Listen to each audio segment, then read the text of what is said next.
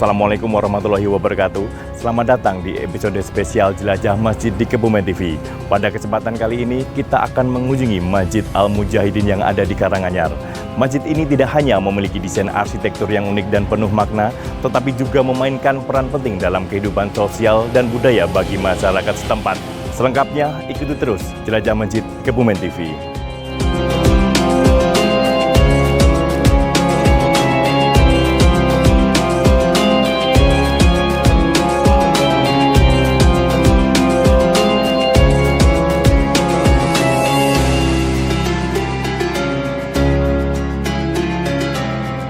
Pemirsa Jelajah Masjid Kebumen TV, sekarang saya sudah berada di dalam Masjid Al-Mujahidin di Karanganyar dan sekarang saya sudah ditemani oleh, di samping saya ada Bapak Sihabudin selaku takmir Masjid Al-Mujahidin. Selamat siang Bapak. Siang. Dan di samping Bapak Sihabudin ada Bapak Elis Joko Widodo selaku sekcam dari Kecamatan Karanganyar. Selamat siang Pak Joko. Selamat siang. Baik, langsung saja kita akan berbincang terkait dengan sejarah dan apa saja cerita yang ada di Masjid Al-Mujahidin Karanganyar ini. Mungkin saya pertama kali ingin menanyakan terkait dengan sejarah kapan Masjid Al-Mujahidin ini pertama kali dibangun, di tahun berapa?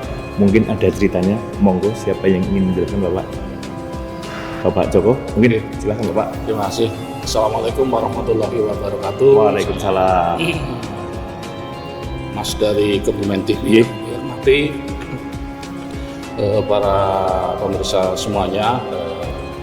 Saya sedikit akan menceritakan kaitannya dengan keberadaan sejarah Masjid Al-Mujahidin yang ada di Kauman Karanganyar. Bahwasanya menurut perkiraan dulu terbentuknya berdirinya Masjid Al-Mujahidin sekitar 1800-an sekian. 1800 sekian gitu. Sekian, 813, sekitar 200 tahun yang lalu ya. 200 tahun yang lalu. Itu notabene adalah tidak jauh juga dengan keberadaan dulu Karanganyar adalah kabupaten. Kabupaten Karanganyar. Yang sekitar tahun 18-an itu berdirilah Kabupaten Karanganyar. Dahulu sebelum adanya Kabupaten Karanganyar, dulu ada namanya Kabupaten Roma yang beribu kota di Jatinegara Sempon sebelum 800-an. Kemudian karena di sekitar wilayah Lombok ada kedatangan Belanda, kemudian ada pembuatan benteng dan sebagainya yang notabene adalah benda Belanda, maka Kabupaten Roma yang notabene adalah warga dari asli masyarakat di sini yang pro kemerdekaan, kemudian mencari tempat baru, yaitu buka alas baru, babat alas baru, untuk mencari ibu kota baru. Makalah ketemulah di sini dengan babat alas baru membuat karangan baru. Karangan itu pekarangan baru, maka namanya jadi Karanganyar. Oh, itu jadi juga ada hubungannya asal mula dengan Karanganyar gitu Pak? Karanganyar itu di Karanganyar sini. Kemudian karena zaman dahulu yang jelas kalau kabupaten zaman dahulu masih di depan kabupaten itu ada alun-alun besar. Kemudian ada 2 beringin kurung, kemudian sebelah barat alun-alun masjid biasanya ada masjid besar. Sebelah baratnya masjid besar biasanya pemakaman besar. Jadi setelah adanya Kabupaten Karanganyar, kemudian berdirilah juga, dibuatlah juga sejarah Masjid Karanganyar. Jadi memang asal mulanya juga berawal dari kota Karanganyar itu sendiri. Nah, Pak Joko, kalau boleh tahu Pak, siapa saja Pak tokoh dari atau dibalik dari pembangunan masjid ini Pak? Ya, kalau masjid ini menurut sejarahnya dulu adalah tokohnya adalah Kiai Tafsir Anom. Tafsir Anom itu dulu adalah pemilik lahan di sini sebelum adanya masjid, gitu. Kemudian beliau memakamkan halamannya, lahannya untuk Kabupaten Karanganyar. untuk dibuatkan masjid di Kabupaten Karanganyar untuk kemaslahatan umat Islam. Berarti sejarahnya dari Kiai Tafsir Anom. Kiai Tafsir Anom. Berarti dari awal mula memang didirikannya memang untuk sebuah masjid, atau sebenarnya sebelum masjid atau emang sudah masjid? Ya, atau dulu biasanya kan pada zaman dulu tempat untuk berkumpul seperti biasa, Pak. Apakah ini memang tujuan awal mula sudah harus dibangun masjid atau seperti apa, Pak? Ya, karena yang jelas sudah ada Kabupaten Karanganyar, ada alun-alun di sini, kemudian beliau mempunyai lahan di sini, yang mungkin ada rumah ataupun pendopo yang ada di sini, ataupun apalah di sini, kemudian dia mewakafkan halamannya untuk membuat masjid di Karanganyar. Oh iya, baik. Terima kasih penjelasannya. Mungkin saya akan menanyakan terkait dengan arsitektur bangunan, Pak. Dari luar ini tadi saya melihat arsitektur atau gaya bangunannya ini, ke atas ini ada semacam limasan ya, Pak, atau apa ini namanya, Pak? Apakah ini sudah dari awal mula berdirinya masjid atau seperti apa? Apakah ada perubahan-perubahan?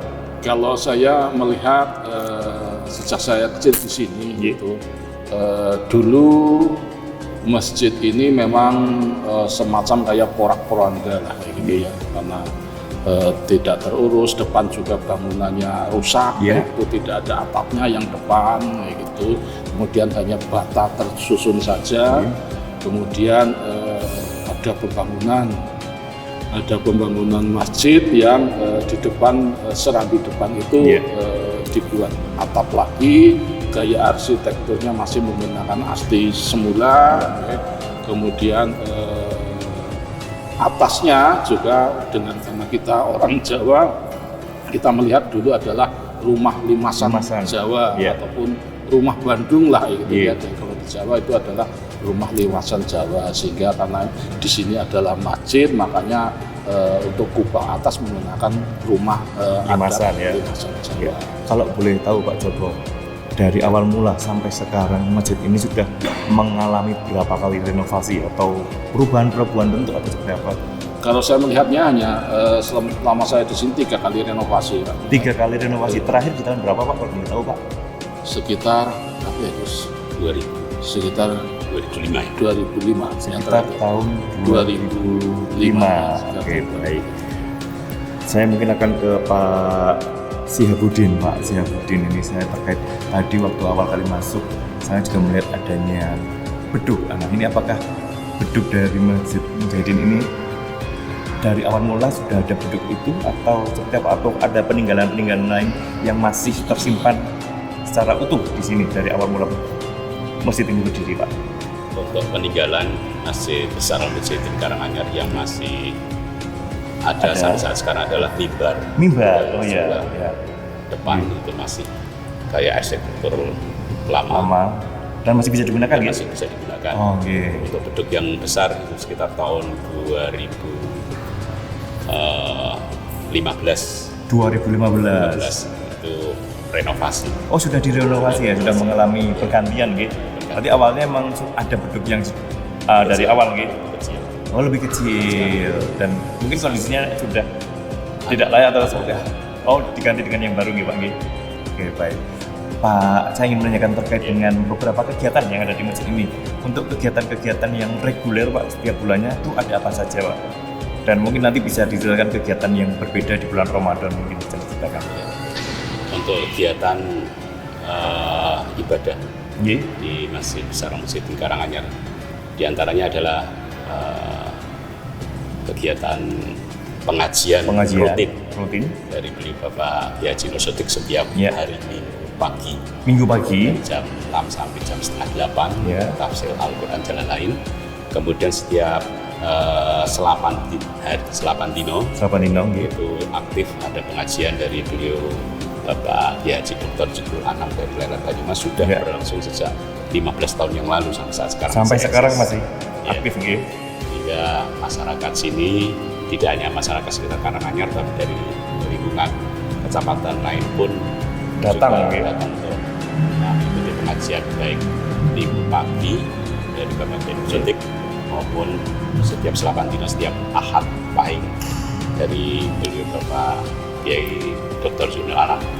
Kemudian untuk kegiatan anak-anak pada TPQ setiap sore, berlangsung sudah setiap sore, sehingga anak-anak di sini terbimbing untuk utamanya pembacaan Al-Quran dan sebagainya.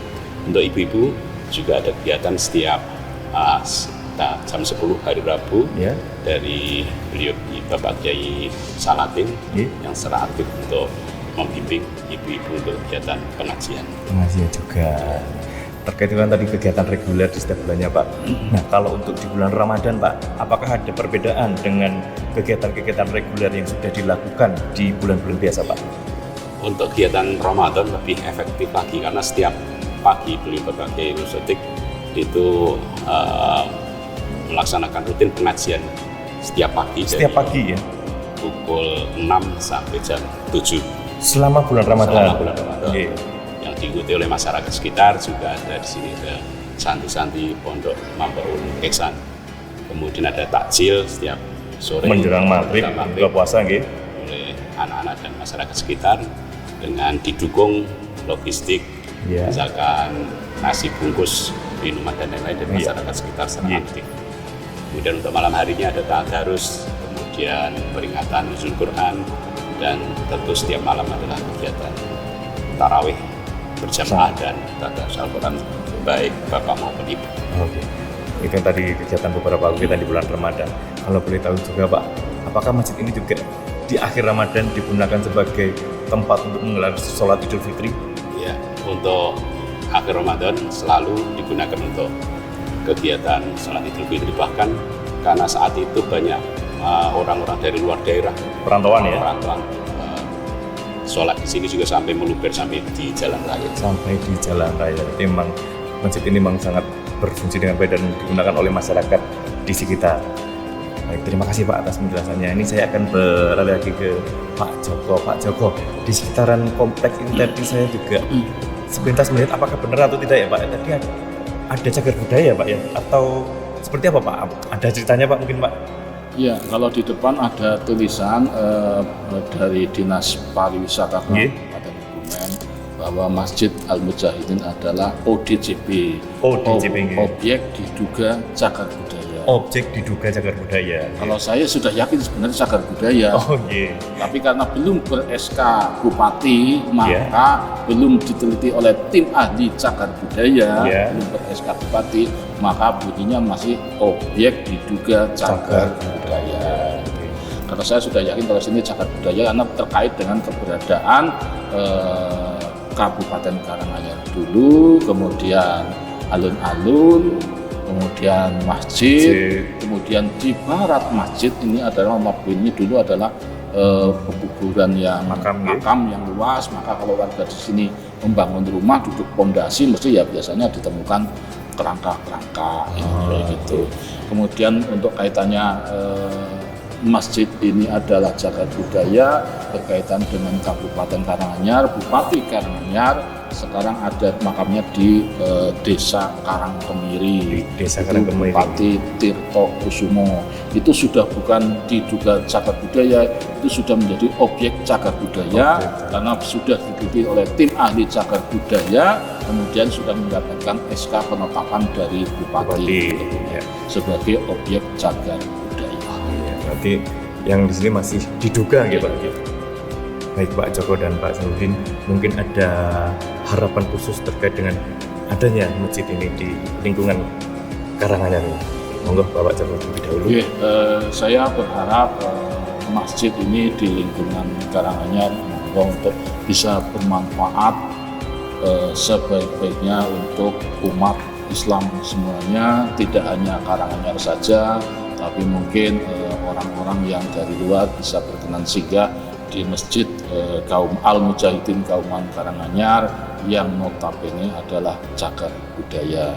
Nah, kita melihat masjid sini adalah warisan dari para pejuang-pejuang pendahulu kita, maupun kita senantiasa melestarikan, tidak hanya melestarikan, tapi bagaimana kita untuk bisa masjid ini bisa untuk bisa hidup, untuk bisa kegiatan-kegiatan keagamaan senantiasa ada di Masjid Al-Mujahidin Karanganyar. Ya jelas dukungan dari semua ya khususnya masyarakat Karanganyar. Ya, baik. Jadi mungkin Bapak Syafruddin ingin menambahkan harapannya untuk Masjid Al-Mujahidin ini seperti apa? Harapannya masjid sebagai roh untuk menuntut ilmu dan untuk mendekatkan diri kepada Allah untuk beribadah, sehingga diharapkan seluruh generasi muda untuk termotivasi untuk belajar, sehingga masjid selalu makmur, memakmurkan masjid, kegiatan sosial dan kegiatan keagamaan yang lain. Terima kasih. Ya, baik.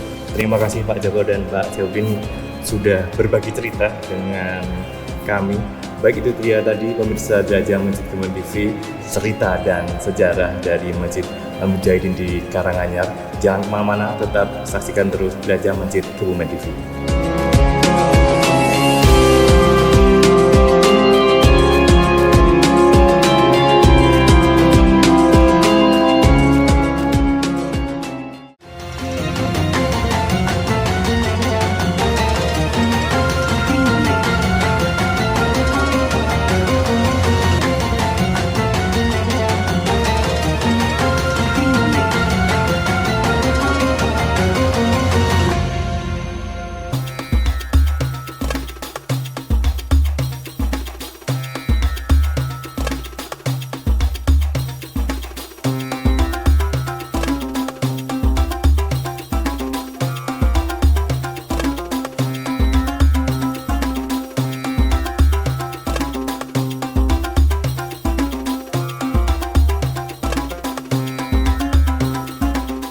Kita sekarang sudah ada di depan mimbar yang menurut cerita tadi nggih, ini sudah ada sejak awal mula masjid ini berdiri. Mungkin bisa diceritakan Pak, ini terbuat dari kayu apa, kemudian sudah mengalami ini mungkin ada pengecetan terakhir di tahun berapa? Untuk mimbar ini diperkirakan lebih dari 100 tahun, terbuat dari kayu jati dan mengalami renovasi hanya catnya saja. Kalau wujud ukir-ukiran itu sejak pertama masih asli. Sehingga sampai saat sekarang pun masih bisa digunakan untuk kegiatan khutbah di hari Jumat. Jadi sampai sekarang masih digunakan untuk kegiatan khutbah di hari Jumat, khusus di hari Jumat saja atau ketika Idul Fitri juga dipakai? Iya. Idul Fitri juga dipakai. Ini pengecetan terakhir di tahun berapa Pak? Kalau boleh tahu tadi?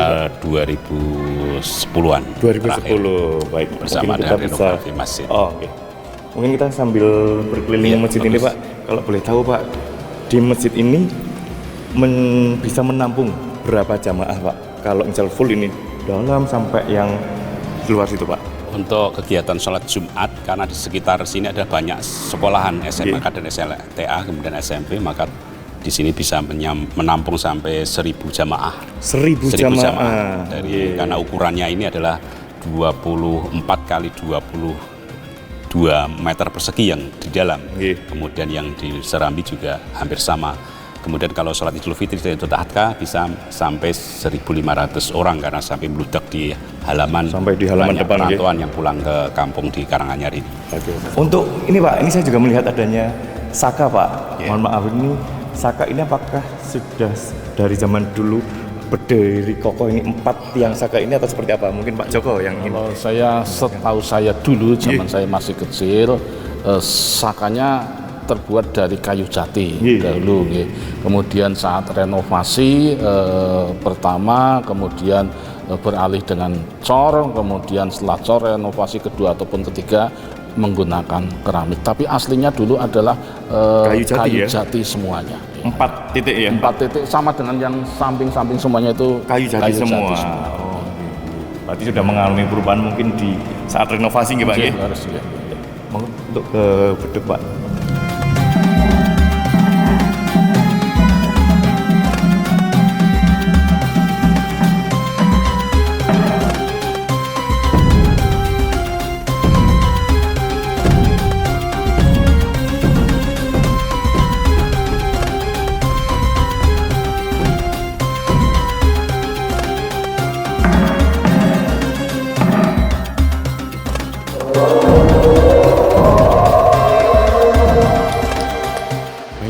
Sekarang kita sudah berada di depan beduk ya Pak, mungkin bisa diceritakan Pak, ini beduk yang terbaru ini Dari tahun berapa dan mungkin menggunakan kulit sapi atau kulit kerbau, ada infonya atau ceritanya Pak?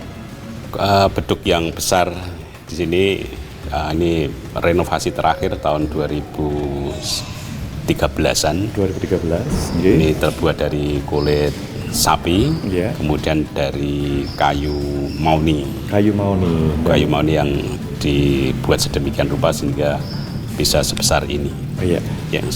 Yang saya ingin tanyakan selanjutnya adalah beduk ini apakah digunakan setiap hari atau hanya waktu-waktu tertentu, misal hanya khusus Jumatan atau ketika Idul Fitri untuk takbiran, atau setiap penanda waktu masuk sholat digunakan?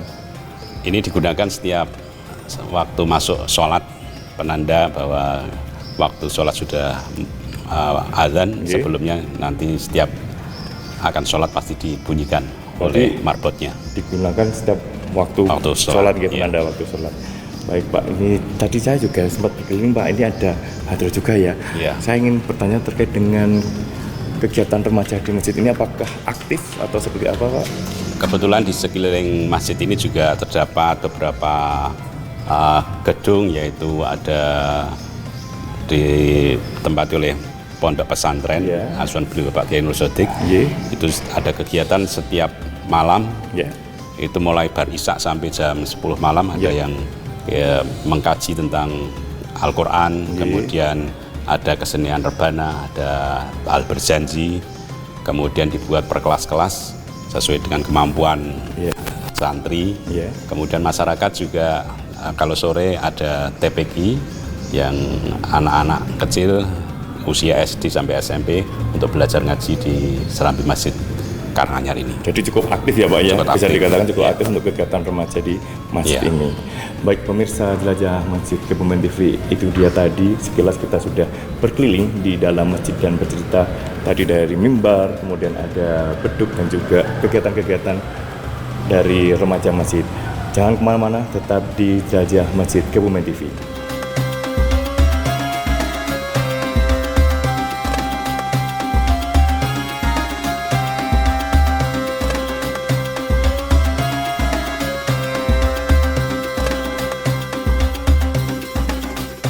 Baik sahabat Jelajah Masjid, itu tadi perjalanan kita di episode kali ini. Semoga apa yang kita pelajari dari Masjid Al-Mujahidin di Karanganyar, Kabupaten Kebumen dapat memberikan inspirasi dan memperdalam pemahaman kita tentang pentingnya nilai-nilai keislaman dalam kehidupan sehari-hari.